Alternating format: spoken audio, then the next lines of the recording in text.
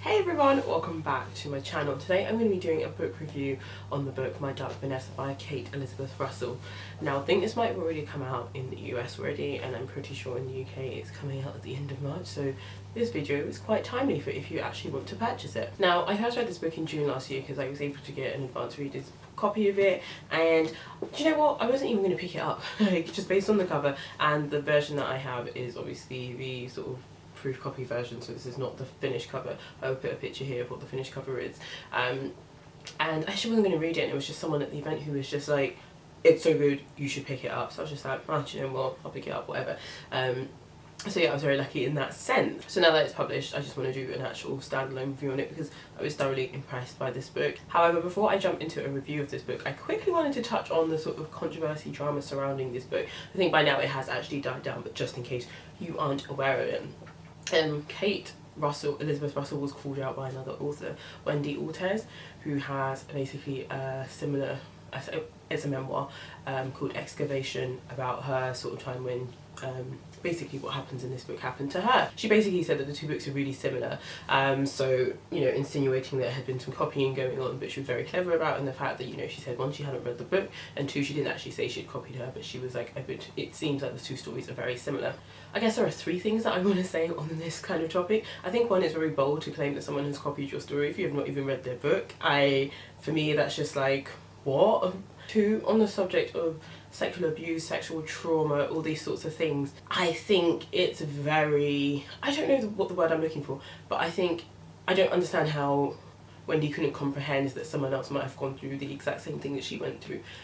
Not because I want to say that sexual abuse is common, but it happens a lot. So in the sense that this has happened to someone else, or, you know, a writer could think of this and apply it to a fictional story, I don't think that's mind-blowingly new. So I'm a bit taken aback that an author who had gone through such a horrible ordeal herself could say that, because there are going to be many sexual abuse survivors that have gone through something similar to that in the hands of, you know, a traumatic relationship by someone who was in a position of power. The third thing I'm going to say in that is Wendy Ortez she's a California writer, but she's of Mexican descent. There was a lot of talk of the fact that people of colour don't get that same sort of representation that Kate Elizabeth Russell has. I just think that's such a horrible thing to lash out about to Kate Elizabeth Russell, because she cannot control how the publishing industry selects these stories and these authors. That is obviously something that was way beyond her control, so I feel like that anger that's being directed toward Kate Elizabeth Russell for that last bit is ridiculous. Like, she couldn't have done that herself. I think just as much we want to support like women of colour, and obviously women who have been through sexual trauma and abuse and things like that, I think it's very hard when someone lashes out in such a personal way and about such a sensitive topic, because it throws so many things into the discussion, but the basis is you don't know that she copied you, and by sort of that accusation of her basically insinuating that Kate Elizabeth Russell lifted her story and made it fictional, Kate Elizabeth Russell has come out herself and said this essentially is a very similar thing that she went through. And I think the fact that she had to share her experience when she wasn't ready, just to say that yes, my story is valid and this is all my ideas, that's not what women are supposed to do. That's not how we're supposed to help people who suffer from sexual trauma. You know, I haven't read Wendy Ortez's book or anything like that. I can't say how similar they are, but I just think it's not impossible that these two things could have happened. Like, it's not going to be the only story, and I'm sure it definitely isn't the only story out there of someone who is 15 getting taken advantage of by their older English teacher. Like, I just don't believe that there's only going to be one story. But yeah, I just wanted to touch on that because I'm just so confused about this. I want to help support women of colour, writers of colour and things like that, but I think lashing out in such a personal way and having such a personal attack on someone, and in so many reasons where I don't agree with that person, I feel like, am I adding to that sort of sense of we don't believe people when they speak out?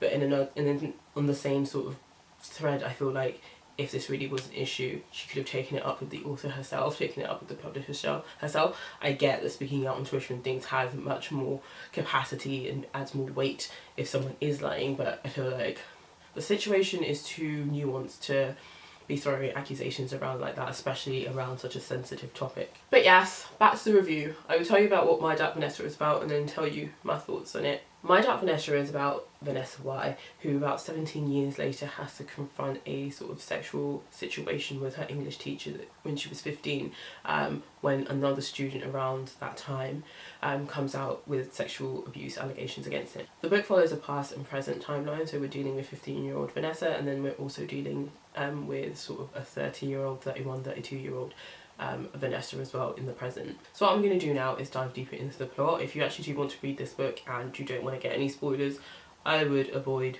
listening to this part. After I finish talking about the plot in more detail, I will then go on to talk about my thoughts about it.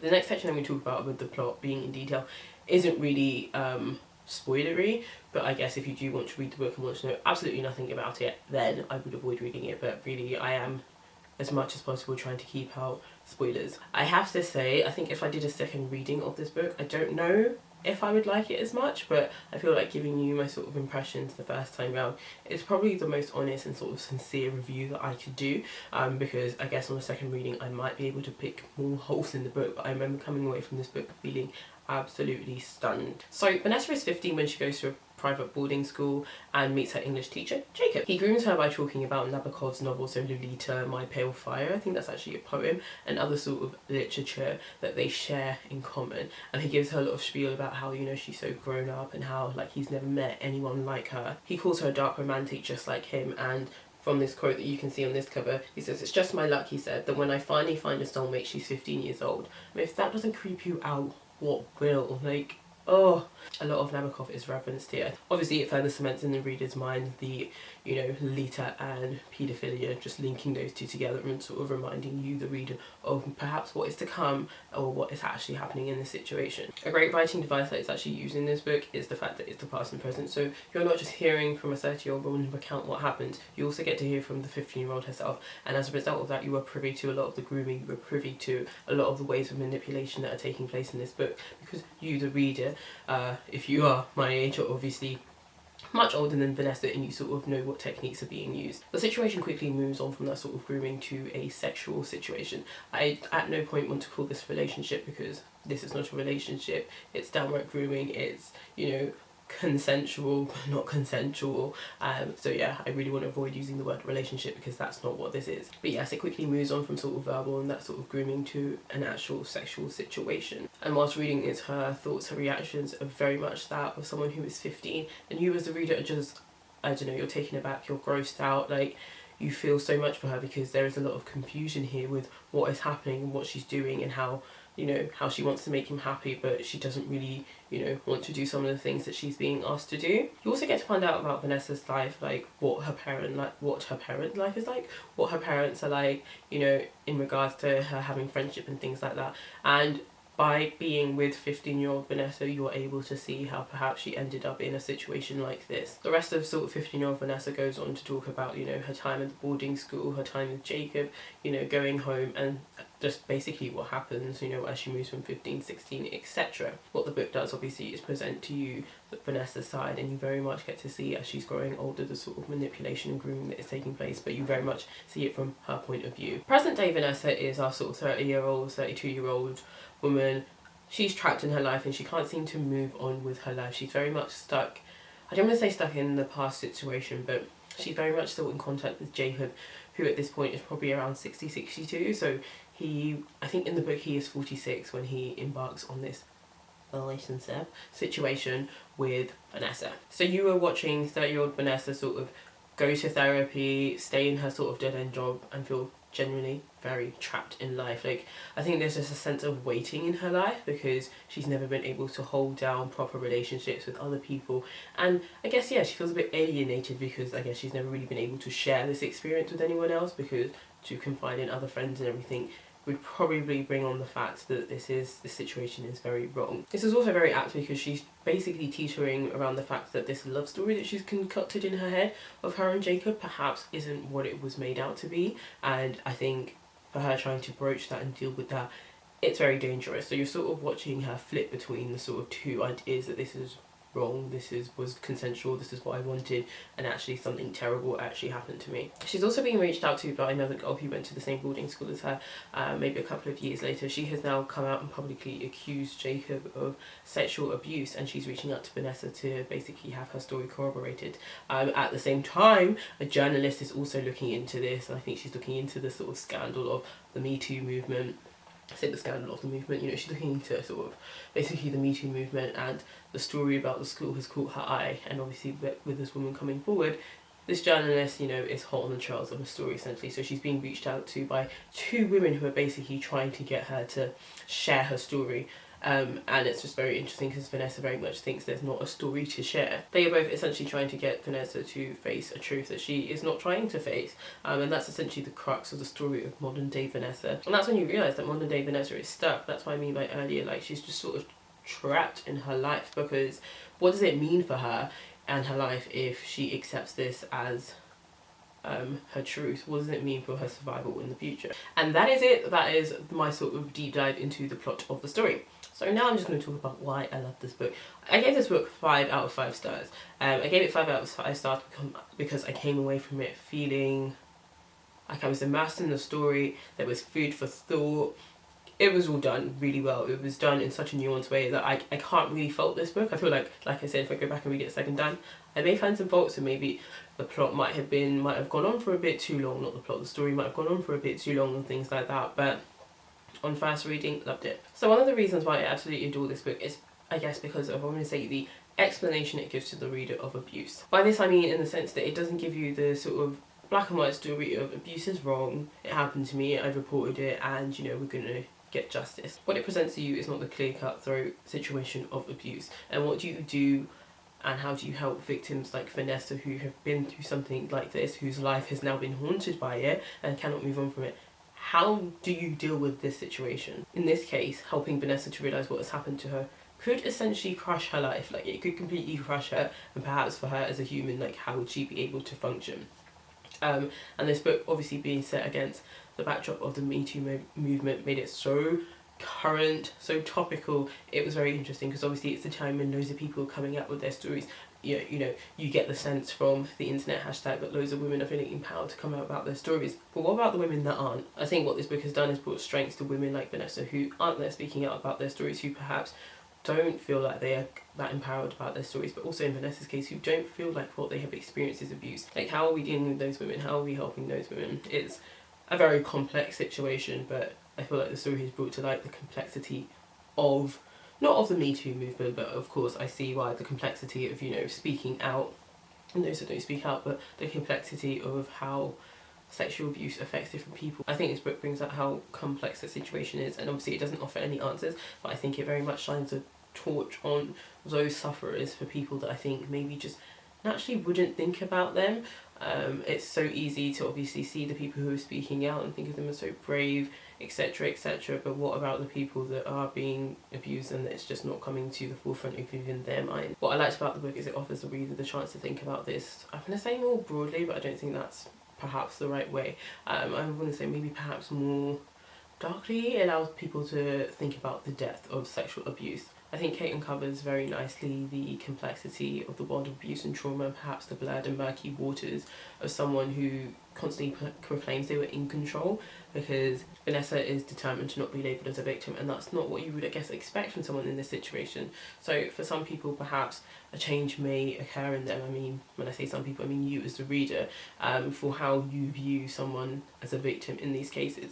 For me, it didn't, but I think this has definitely been used as a technique to, I guess, make the reader think, and maybe flip a switch in the reader to think about how they think about victims. Because the reality is, does the fact that Vanessa doesn't see herself as a victim make her any less of a victim? The story is very nuanced, and I think the way it presents victims, survivors, and just, you know, how people cope with sexual assault and abuse and trauma is very well done in this book. It's very well discussed, and there's a lot of food for thought, and I think it takes you beyond the idea of your standard victim or standard survivor, and, you know, takes you to someone like Vanessa, who has clearly been abused but refuses to accept that. For me, the discussion that this book invites is what makes it a stellar book in my opinion. There are just so many layers to this book, not to the book really, but so many layers to the discussion that's being had here, and to the discussion that can be had just with the reader, with themselves and to other people. I think that's just one of the reasons why it's so good. But overall, I did love the writing of this book and the pacing of this book. I don't ever really remember reading it and thinking, oh, this book has been a bit too slow, or this situation has been over-egged in any way, shape or form. I actually thought this was a young adult book when I first picked it up, and I thought, wow, for a young adult book, what wonderful complex themes it's dealing with. You know, I don't mean wonderful in that sense, but you know, what complex themes it's dealing with. But I actually think this is probably an adult book, but I think it approaches the line of young adult to adult really nicely. And obviously anyone can read it because it's not something that just happens to adults or to young children, but you know, I didn't think any of the language in here was so complex that if you're a young adult reading this that you would struggle. This is probably the kind of book that I would have picked up when I was a young adult, so I actually kind of like how it was set out, how easy it was to get through. It was very readable. And I guess on the writing as well, I very much believed in 15-year-old Vanessa. I very much believed that when we were hearing from 50-year-old Vanessa, we were hearing from someone who was 50. I believe that her thoughts and her sort of analysis of the situation and just her life in general and her parents were very much the thoughts of a 15-year-old girl. Like, she very much presented as someone who was, you know, having her first love, in the sense that she didn't talk about anything else, and Jacob very much obsessed with the different things that he said about her, and she very much didn't seem to have any other sort of hobbies or really talk about her friends, which obviously is good and bad in the sense, like, you know, she could have just been a lonely person who had no friends, but obviously there were certain things at play that made her sort of retreat from everyone else. But you very much felt like she was a 15-year-old girl when you read some of these bits. Similarly, when she's a 30-year-old woman, I also believe that she's a 30-year-old sort of troubled woman. So I thought that was really good. She was able to write both ages of this character really well, and you didn't really think, no, I don't really think that actually reflects how that character might think or behave or act. I think to write a story as dark and complex as this, and deal with such a subject matter in such an interesting way, I say interesting, in such a detailed and sort of explorative way, and still make sure that your character is fully fleshed out in terms of her being a 15-year-old, being a 30-year-old, it's really well done. It's a great achievement, and this is her debut, so for a debut I think this is absolutely stellar, and I would definitely be reading more of what Kate Elizabeth Russell brings out. It's a really good starting point for fiction that deals with sexual trauma, sexual abuse. I think it has depth and definitely leaves food for thought. So yeah, that's my review. That is me done gushing about this book. If you have read this book, I would love to hear your thoughts about this book. If this review has been helpful to you in the sense of getting you to read this book or getting you to not read this book, please do also let me know. Don't forget to like and subscribe, and I'll see you in my next video. Bye.